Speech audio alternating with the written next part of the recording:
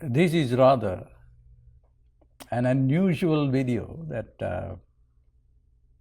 I'm going to do for you.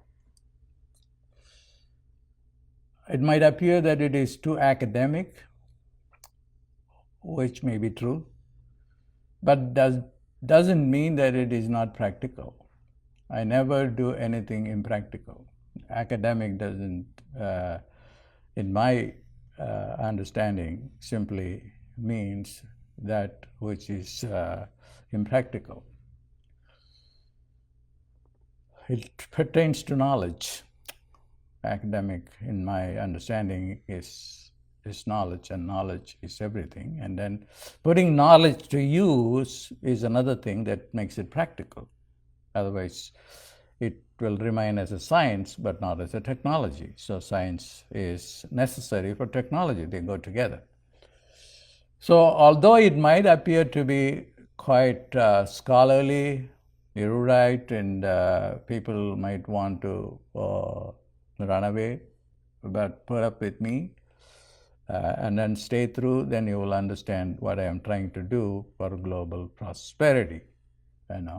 By looking at a different paradigm, a paradigm that will work, the paradigm that will work, and that's the most important thing. So far, there is no paradigm that is going to work for global prosperity. Okay, so years ago, I was invited by the World Knowledge Forum, and then the people who presided over that, like Richard Branson, and then the IMF guys, World Bank guys, and all these people, and Harvard professors. And I was wondering, at that time I was a Swami, full-fledged Swami, and then why would they want to invite me? And then they gave me 10 minutes, but they ended up giving me like 3 sessions. And what I talked about, I just recollected that before I came here today to talk to you. A knowledge that can give you global prosperity. If there is no global prosperity, then we are not going to create a civilized world. You cannot have Africa suffering, even without water. Even without water. That's ridiculous. And without food and medicine. So what is going to do that is a paradigm that is brand new, and it's not that new in the sense that it did not exist before. There is a statement very popular among the Siddha masters. Siddha masters are people who would want to think, and then by thinking that they want to manifest, something like what Napoleon Hill said, think and become rich, but not the kind of thinking that Napoleon Hill would say, like thinking it repeatedly, which is not powerful thinking. But anyway, the Siddha statement is everything that is going to happen already happened. It took place long time ago. It's only a repetition. There is nothing that is called a future. Everything is just the past. And this is very, very common principle among the enlightened masters. There is nothing new that is going to happen. And this can be related to the ancient epics of India. There are 2 epics of India. One is called Ramayana, the story of Rama, which took place a long time ago, several thousands of years ago. And then there is another epic called Mahabharata. The Mahabharata took place, according to some historians, 5,000 years ago. And although they took place at a definite specific time and space, the Siddhas would say that they took place a long time ago, but then they will take place again in another time frame, and again in another time frame. And not only that, there are so many earth planes in the galaxy, and then they are going to be taking place there in a time sequence. So for instance, the Mahabharata was over 55,000 years ago. But in some other earth planes, they are happening even now. And the story of Rama is taking place in some other earth planes in the galaxy. So this is a concept which is very important for us, a knowledge. That knowledge is going to be very, very useful. And it is only in the context of this principle that everything that took place, is going to take place in the future and also in the now. So how it is going to be useful, I'm going to look at this against the backdrop of the story of Draupadi. Draupadi is a character in the Mahabharata, and she was a queen and was married to 5 brothers. She had 5 husbands, and she stayed with each husband for a year. And this story was dictated, not written, dictated by Vyasa, the epic poet or visionary or God, because Vyasa is not just an epic poet, but he is also God, Lord Vishnu's incarnation, and who knew knowledge in totality. That's why he's called Veda Vyasa. Veda means the knowledge, the supreme knowledge of the Hindus. So he is dictating the Vedas. And how is he dictating the Vedas? He is remembering from his consciousness the story of Draupadi. And then he is dictating it. And as he dictates it, he needs a scribe, and the scribe should be writing it down in the same speed as it is being delivered by this god come poet Vyasa. And Ganesha, being a very intelligent god, he could perform that job. So he is doing that writing part as Vyasa was dictating it. Now he is one thing that, as I said, he is recollecting the story of Draupadi, of being a woman born as a daughter of a king.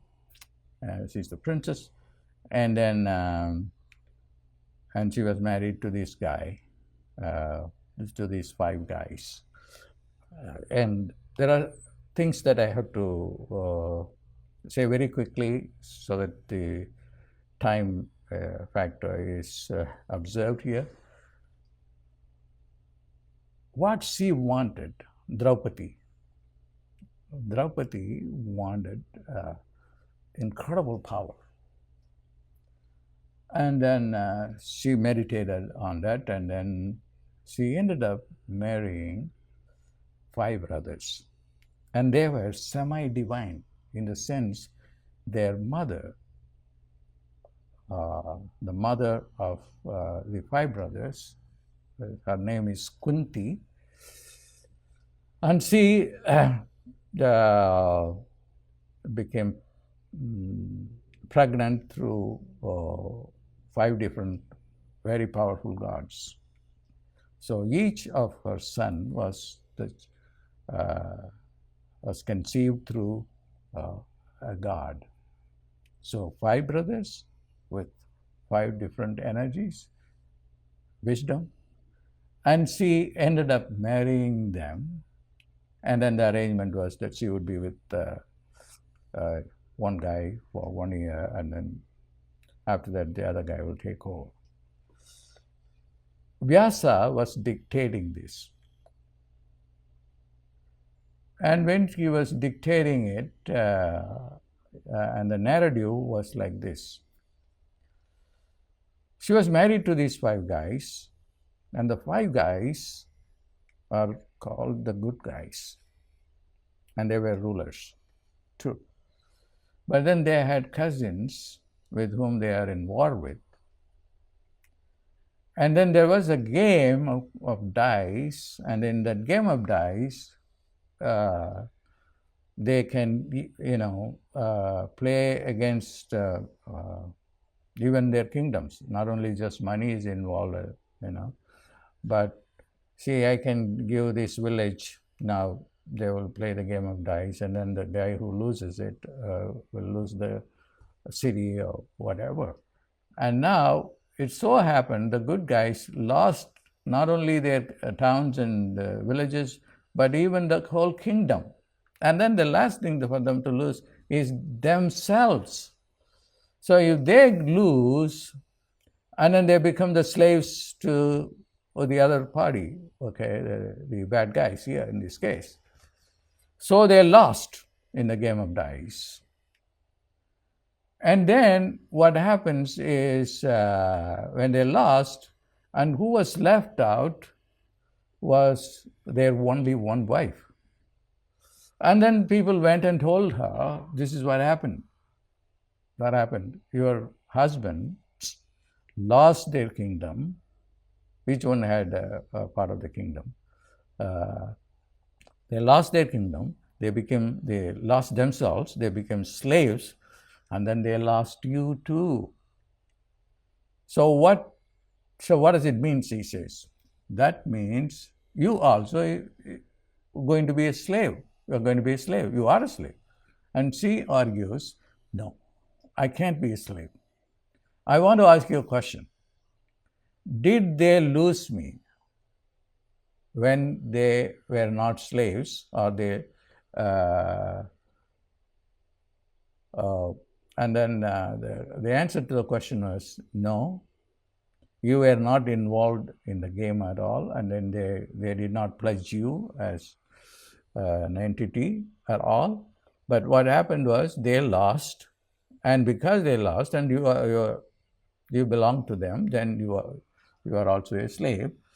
And then she wouldn't come to the court, but they drag her to the court in a very disgraceful way. And the worst thing was that they are trying to kind of rape her. They were trying to take her clothes off. They're such bad people. And there are kings sitting there around watching this horrible thing. And then the story goes that Krishna, the god, he comes and then he keeps providing her the clothes. So however, she's wearing a sari, and the sari keeps coming. So they are not able to do it. And that's one part of the story. I'm not going to go into that. What is important is she is going and crying and then representing herself to everyone sitting there, the kings and royalties. Look, I'm a woman. They are doing this horrible to me. Horrible thing to me. Why don't you just come and stop this? But no, nobody listens to her. And then she gets so upset and so angry, and then she curses them, and then she says, hey guys, now I'm not going to cry anymore. This is what it is. This is your time. Don't think that I'm just a human being. I'm the most beautiful woman. People were after me, kings were after me, and I'm the queen of this Panchala kingdom, and the princess. Now you are, doing horrible things. I'll tell you. My time will come when my husbands will become powerful again. At that time, I will take vengeance on you. And that will be really terrible. And I will drink, not drink actually, I will just take the blood out of your hearts and then will uh, smear it all over my hair. And that is a traditional way of taking vengeance in those days. And then she says that. And until then, I'm not going to dress up, I'm not going to look nice or anything, but this will happen. The epic goes that she is able to do that at the end of the game when the bad guys were defeated and then her husband became powerful. And the story goes like that, and she is able to get the blood out of this guy who was disrobing her and then put it on her hair and then tie it up, and that was what she was the curse. Now, so why am I telling you this story, and how it is related to global prosperity? And this is where the wisdom of India lies. India has a methodology for global prosperity. Then you may ask why India is poor. Because in India, people have not understood properly their own tradition, of what this mythology means. It took me many, many years to figure it out, and part of my PhD dissertation carries this revelation. Okay. Now, I told you everything gets repeated, everything is cyclical. It's not the same. And it is repeated the same way it was.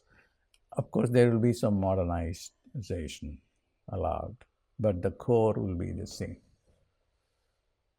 Now, Vyasa, the author of this, the poet of this epic Mahabharata, which tells the story of Draupadi, was overwhelmed with sorrow and pain while he was narrating the story of Draupadi. This should not happen to any woman like this. Why am I reading this story like this? And then there are other elements that I need to talk about. That is at least one of these. See, he was worried that how this character called Draupadi going to be looked upon by the future generation, especially in the time when morals have changed, when people don't believe in God anymore, and how would she be looked upon?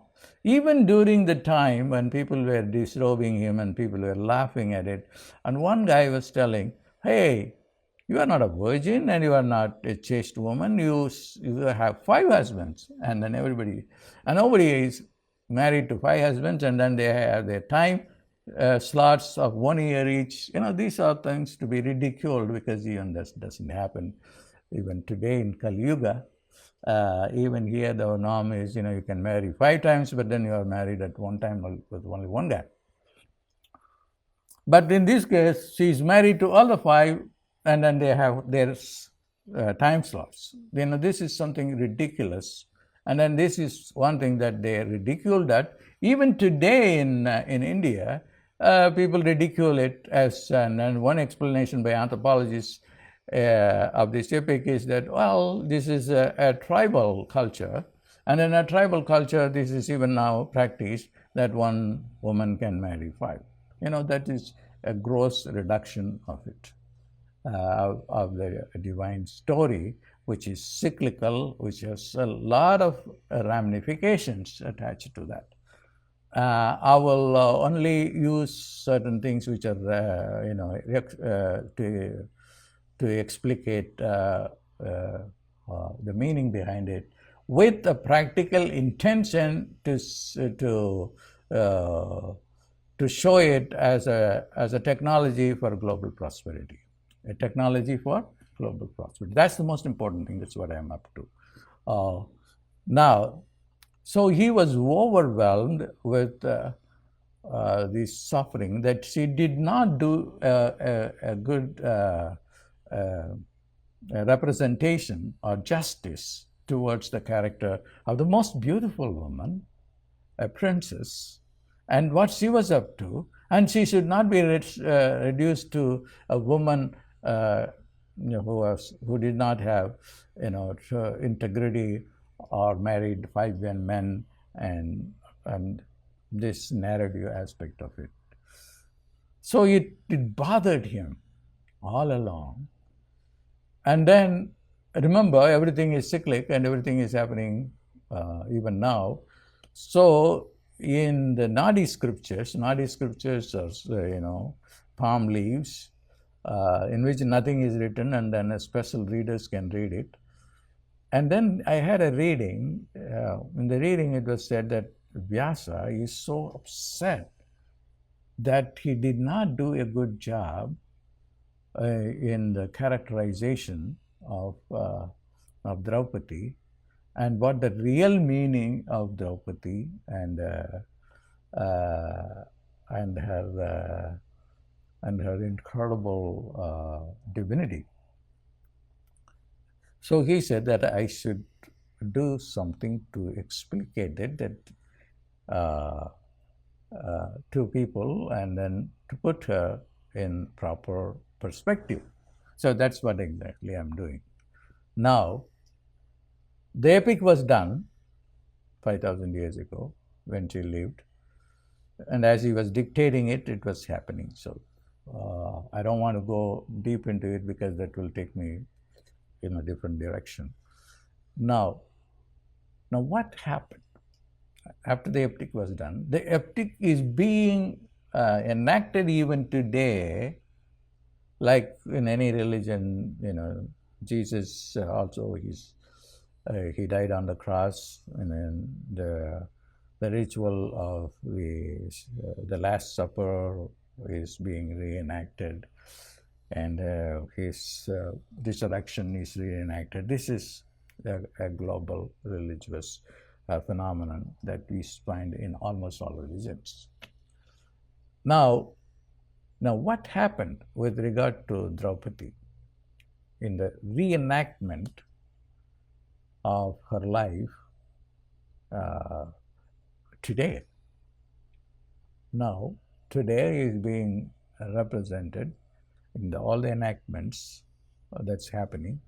There are temples for her, and then what they do there, they represent her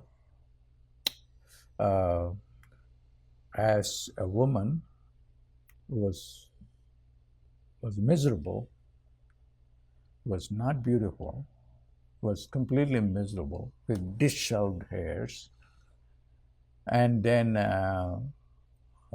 in a fierce form, with her anger at the peak.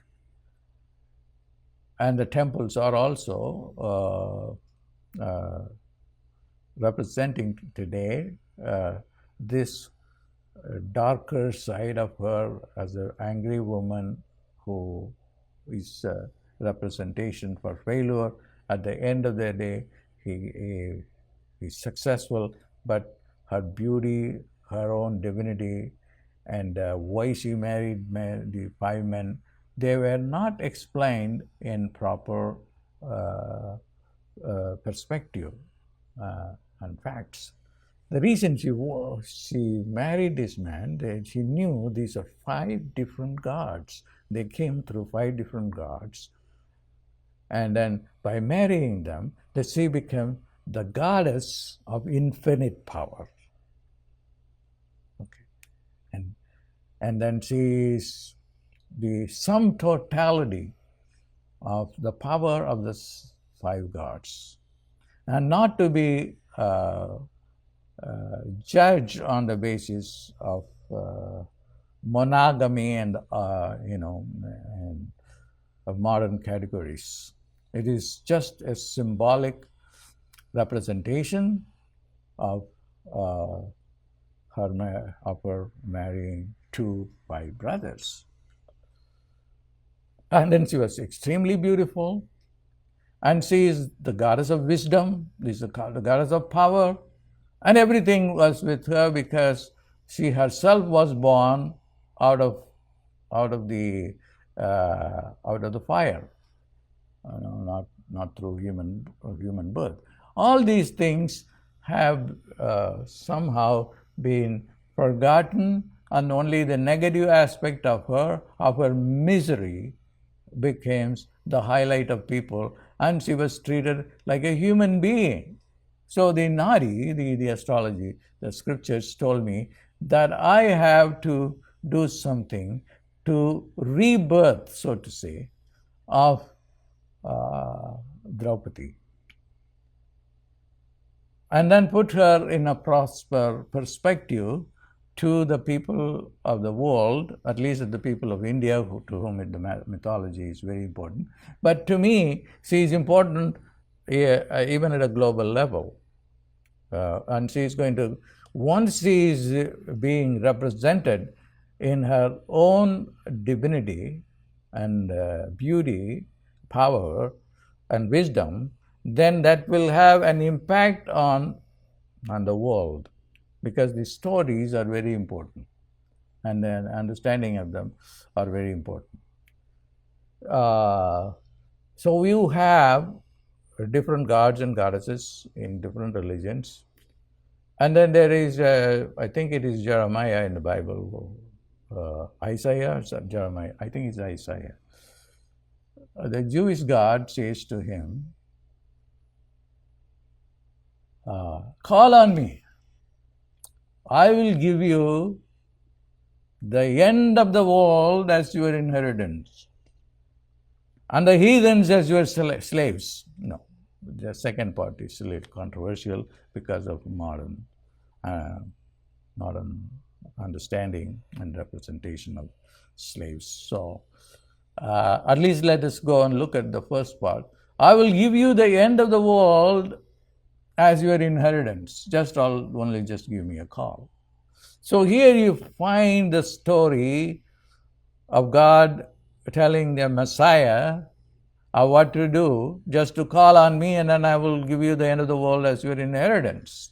That's very important to know. So the same thing is applied in every religion, because the gods can do, the gods are beings who have a lot more power than us, because we are limited by the flesh and blood reality, and our intelligence is sugar-based intelligence, and logic is everything for us. That is how our life is screwed on the earth plane.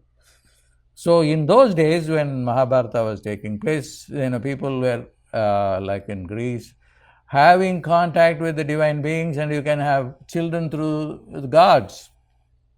And then if you read, the UFOs, and then people who are channeling Saint Germain and so many other ascended masters, they tell you of a great life that can happen, provided if you follow a different model rather than stuck with the model of science, which is very limited, and it is not going to solve the global problem at all, because it's a different model.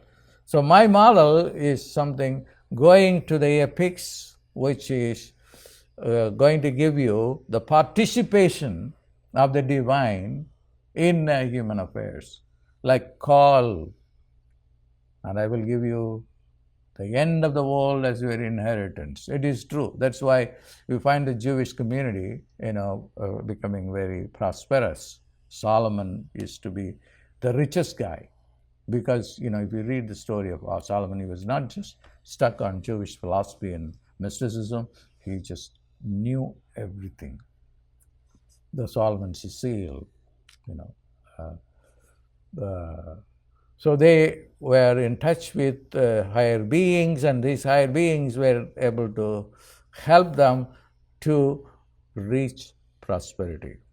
So the advice that was given to me was to revive Draupadi in her glory, not in her misery. That's the problem that has taken over for centuries, and that has to come to an end. So I agreed, because I am in touch with the beings. And that bringing Draupadi as the most beautiful goddess with incredible power of the five gods and incredible power of her own wisdom and strength is going to change the world. Okay. At least it will start with India, where people can relate to it. And this is a high philosophy that not many people, who don't care about all this religion,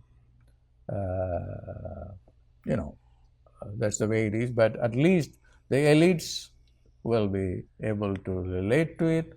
So what I'm going to do is I have ordered a statue of the goddess and put it in India in my place, and then revive her as a goddess, because she personally would be able to bring global prosperity, because she is the goddess of immense power, Draupadi.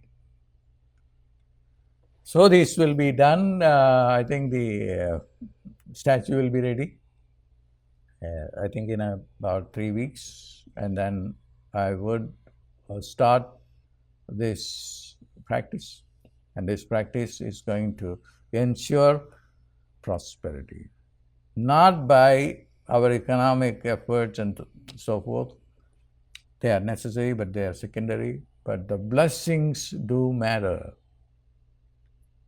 Like Jesus said, with my Father everything is possible, not with me, because I am stuck in my human mind and human body. That's why I have to leave with this world and send the Holy Spirit in my name, and then the Holy Spirit will give you miracles. On the Pentecostal day, the Holy Spirit came, and which they started doing better than what Jesus was doing, because Jesus was lost in his body and mind, and that's why he has to get rid of his blood. And that getting rid of his blood and then the body, the ritual of the Last Supper, is symbolic of man having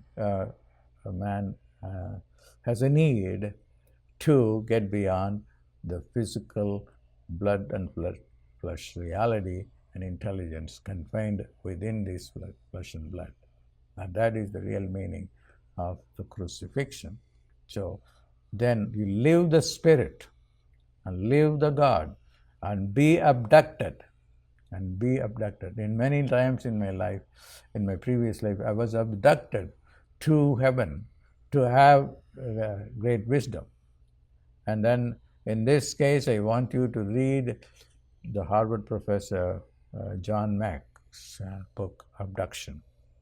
The first book. The second book is Passport to the Cosmos. He was very much aware, and Harvard wanted to throw him out, and for doing research on UFOs and getting abducted and all this. This is a crazy guy. But then he was able to establish in the court that nothing he did was out of the realm on the protocols of true academic research. And so this is a great book. So everyone can be abducted into light by the goddess, by Jesus, by anyone. So that is going to be the way through which we can achieve global prosperity. In other words, the global prosperity will be available to you by participation in what? With the divine. The divine can give you everything. With God, everything is possible, because they don't live in time and space. Their wisdom is not limited. So it's instantaneous happening. So it is a matter of bringing God back to whether it is Jewish God or Christian God or Muslim God or whatever religion it belongs to. And I just want to bring this God, who is the Hindu goddess, because I'm from India, and then I have a better understanding of this tradition, and then I participated in this in many of my lifetimes. So that's why this opportunity has been given to me by Vyasa. The Vyasa is now in my body, and then through me he is bringing back a right representation of the goddess. Now, what is he going to do? Especially she is going to help women to help their to who have been abused in contemporary culture, whether it is third world or first world. Even third world in sometimes is better than the United States, where we have not even seen a woman president, whether we had Indira Gandhi in India, and then also in Pakistan there was a woman president, and then there are a lot of Eastern countries where women have become presidents and prime ministers, but not in the United States. Why? Because they didn't even have a franchise. So what Draupadi is going to do, she is going to bring the women to the forefront, so we can look forward to a global change in which woman, who represents total love, the motherly love and care and not ego, as a primary force that is going to ensure global prosperity, because the mother is going to treat her children, whether they are in Africa or in the United States or UK or anywhere, as her own children.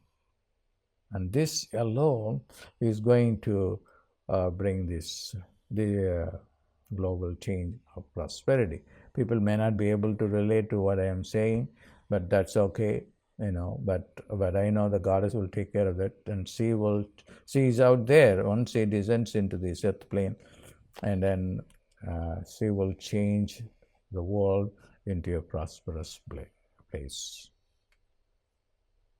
God bless.